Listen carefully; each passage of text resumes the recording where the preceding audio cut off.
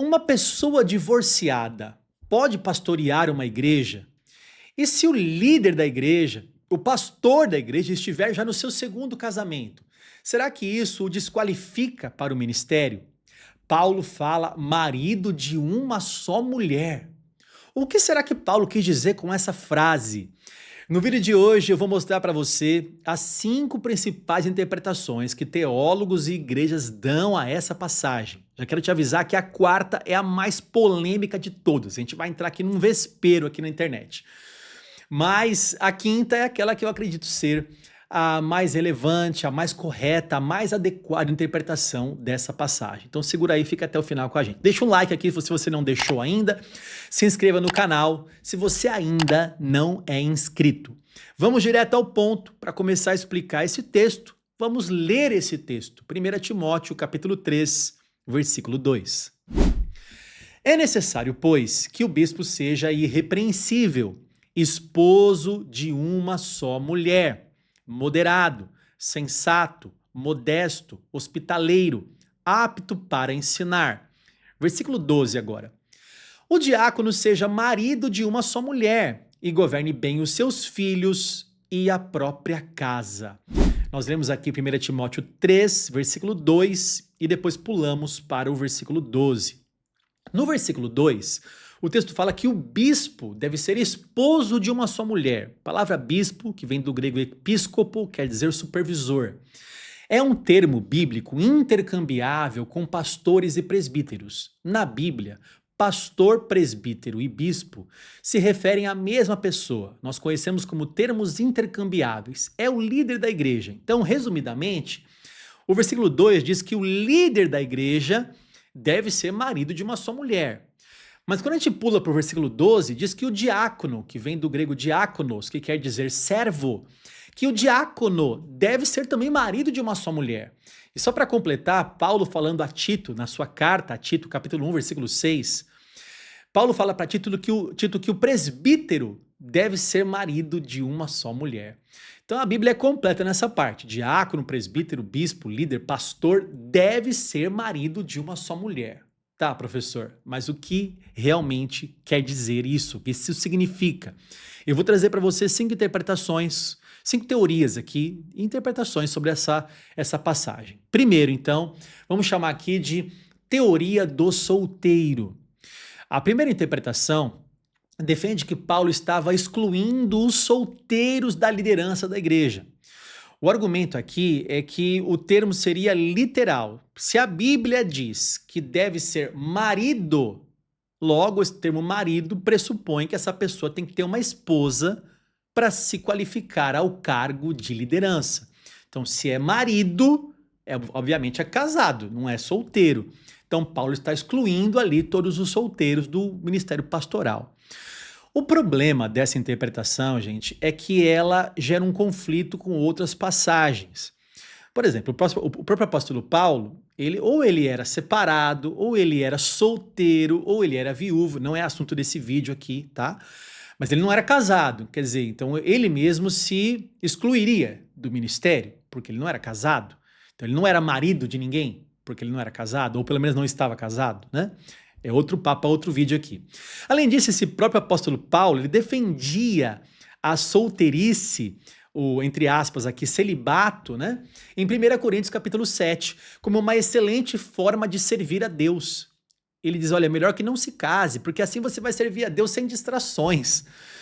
Então, gente, o próprio apóstolo Paulo fala uma coisa aqui, fala outra coisa ali, será que é isso que ele quis dizer? E detalhe, o maior exemplo de todos, o maior líder de todos foi Jesus. E ele nunca se casou.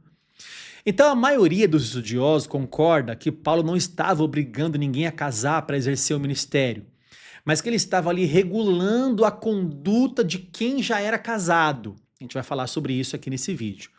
Outro detalhe é que se a palavra marido pressupõe que o pastor deve ser casado, então a gente tem um problema, porque tem no mesmo versículo a palavra filhos. Se a palavra marido pressupõe que tem que ser casado, a palavra filhos pressupõe que o pastor tenha que ter filhos. O texto diz que o pastor deve governar bem a própria casa, criando os filhos sob disciplina. Mas e quando o pastor não tem filhos? Ele pode pastorear ou ele está desqualificado para o ministério? Porque se entendemos que a palavra marido se refere a ser casado, então a palavra filho se refere a uma família que tem filhos. E aí fica mais complicado, porque e o pastor recém-casado que não tem filhos ainda? Ele pode pastorear? Eu, por exemplo, comecei a pastorear com 21 anos. Testemunho rápido aqui da minha vida ministerial, eu estava na lua de mel, recebi uma ligação. Olha, quando você voltar da lua de mel, você vai ser ordenado pastor da igreja. Então, eu voltei da minha lua de mel e fui assumir uma igreja logo de cara, primeira semana de casado, né? Então, com 21 anos. Então, eu poderia exercer o ministério porque eu não tenho filhos. Se tem que criar os filhos sob disciplina, e eu não tinha filhos, obviamente tinha acabado de casar. Então, por isso, essa interpretação não é tão aceita entre os estudiosos. Paulo talvez não está falando de solteiro só porque apareceu a palavra marido ali, né? Não quer dizer essa interpretação. Segunda interpretação aqui é a teoria da poligamia. Essa linha de pensamento diz que Paulo estava ali proibindo a poligamia, ou seja, ter mais de uma esposa ao mesmo tempo. Não uma esposa subsequente, mas esposas ao mesmo tempo. Pode parecer estranho para você, mas no mundo antigo, tanto entre os pagãos e algumas minorias judaicas, ainda era praticada a poligamia ainda acontecia. E quando essas pessoas se convertiam ao cristianismo, elas eram aceitas na igreja. Mas aí vem a questão, para a liderança, Paulo estaria estabelecendo então um padrão original de Deus. Para ser líder, não pode ter 3 esposas, não pode ter 4 esposas, não pode ter 2 esposas. Então, e agora? Vai abandonar uma esposa para ser pastor? E essa pessoa abandonada vai se sustentar como? Vai ser jogada fora? Né? Deus vai destruir essa família também, que é papo para outro vídeo aqui, né? Será que um polígamo que se converte agora tem que largar as esposas? É outro vídeo aqui, não vou falar sobre isso agora. Mas por causa disso, então muitos entendem, não, Paulo está falando ali contra a poligamia. Essa interpretação, ela é muito aceita historicamente.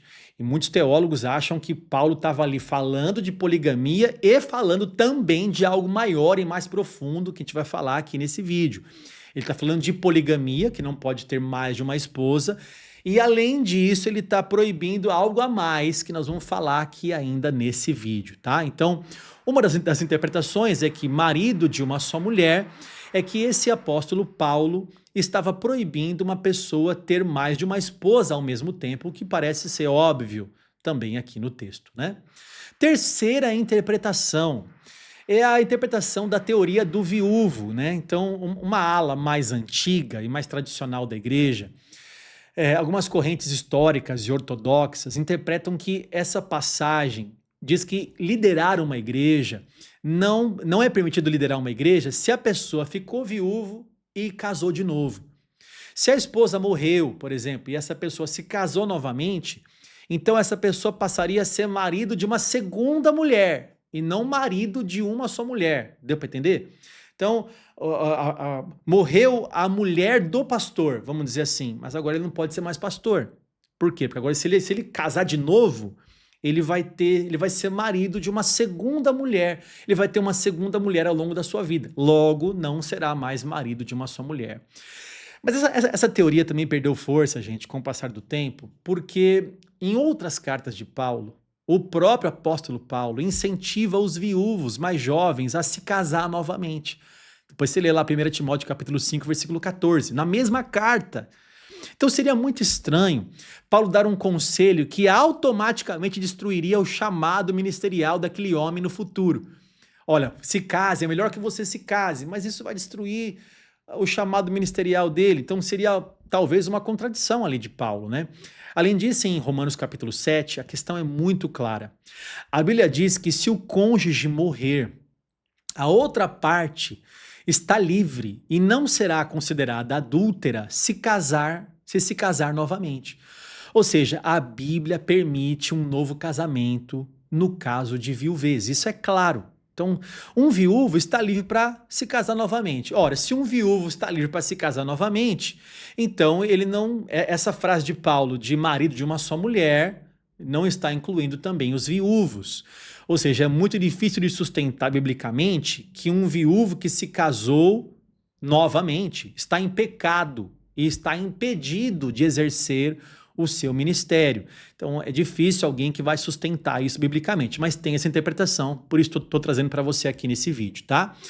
Mas agora vamos mexer num vespeiro aqui na internet. Quarta interpretação, vamos dar o nome aqui de teoria do divorciado.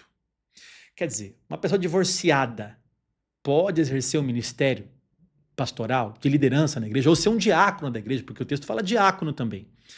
E essa aqui é uma das mais polêmicas e divide denominações até hoje, porque essa teoria, ela defende que um homem divorciado e recasado não pode ser pastor ou diácono ou um servo da igreja, porque tecnicamente ele já teve outra mulher na vida dele, então ele não é marido de uma só mulher. Quem defende essa visão normalmente diz que o líder, o diácono, tem que ser exemplo absoluto, irrepreensível. E o divórcio quebra esse ideal. E o ministério exige um padrão elevado. Portanto, se está no segundo casamento, essa pessoa está desqualificada para o ministério pastoral. Mas essa interpretação, ela também esbarra em alguns problemas que eu vou citar aqui. Tem aqueles que dizem, então, olha, divorciado não pode ser pastor. Mas tem alguns problemas também nessa interpretação. Eu vou trazer para você agora. Primeiro problema, vamos dizer assim, vai. O texto não diz casado apenas uma vez. O texto diz marido de uma só mulher. Ou seja, não está explícito no texto a ideia de casar-se apenas uma vez. Está dizendo que tem que ser marido de uma só mulher, mas não fala casar apenas uma vez. Então, linguisticamente falando, o texto não fala casar apenas uma vez. Segundo problema, vamos dizer assim, que essa teoria esbarra, é que algumas pessoas, alguns entendem que existe divórcio legítimo. Como diz lá em Mateus 19, alguns entendem que ali há uma cláusula excetiva de Jesus, que por causa de relações sexuais ilícitas, por causa de imoralidade sexual, pode haver um divórcio legítimo. Então alguns vão responder o seguinte: se o divórcio é legítimo, o segundo casamento também é legítimo. Se a pessoa foi vítima de uma imoralidade sexual, o divórcio dela é legítimo pelo próprio Senhor Jesus. Estou dizendo que alguns entendem assim, tá? Então, se essa pessoa ela está legitimamente divorciada ou desquitada, separada, né? Alguns entram em questões ali que não é divórcio, mas se aquela pessoa está ali separada e ela casou de novo, então o novo casamento é válido. E se ela está casada legitimamente diante do Senhor, não há nada que a impeça de exercer o ministério dela. Então veja, se essa pessoa casou de novo legitimamente, por que ela não pode ser pastor? Se ela não está em pecado. Se ela não está em pecado, por que ela não pode ser um pastor da igreja? Ou um diácono da igreja? Esquece pastor agora. E o diácono, que também está incluso aqui na lista? Não pode nem servir na igreja, né? Então, outro problema aqui, vamos trazer outro problema. Pessoas convertidas após uma vida antiga complicada.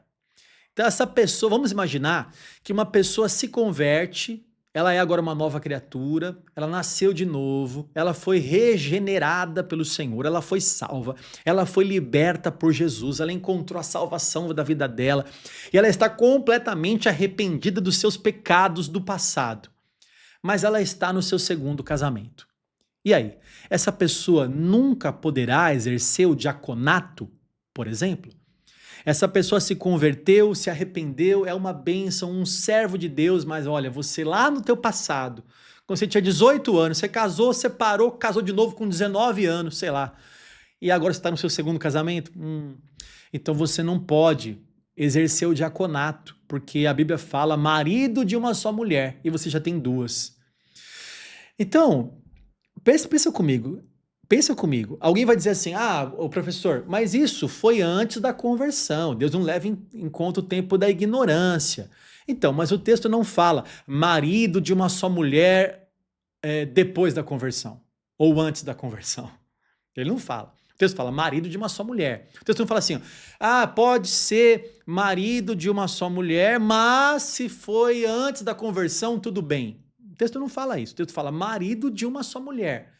E esses casos que você deve ter aí na sua igreja, né, de pessoas que chegam na igreja, se convertem, se arrependem e já estão no segundo casamento, às vezes no terceiro casamento. Percebeu como essa interpretação também tem algumas dificuldades? Dizer que a pessoa, que essa frase de Paulo, marido de uma só mulher, está excluindo os divorciados do ministério, seja o diaconato, o presbitério, o pastorado, o episcopado. Será que o que Paulo está dizendo ali, marido de uma só mulher, é isso?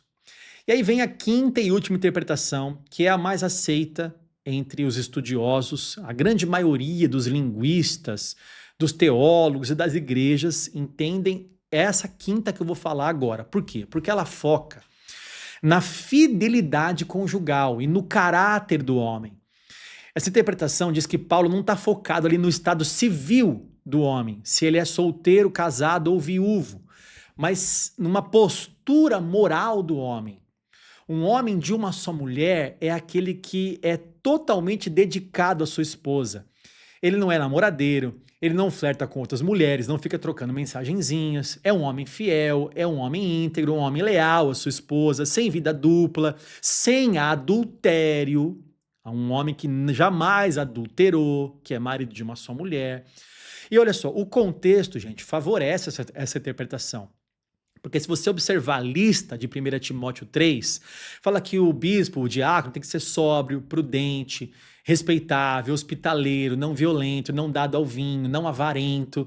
Então, tudo aqui é caráter. Então, marido de uma só mulher provavelmente também aponta para caráter da pessoa. Resumindo aqui, resumo da ópera, né? Mais do que criar uma regra fria sobre o estado civil, Paulo está mais preocupado com o testemunho do líder.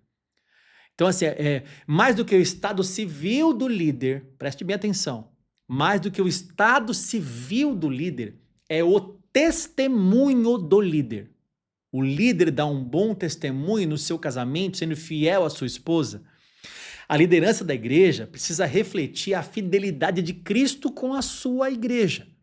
Se um homem não consegue ser fiel à sua mulher, ele não está pronto para liderar e cuidar da família de Deus. Se ele não cuida bem da própria noiva, como é que ele vai cuidar da noiva de Cristo?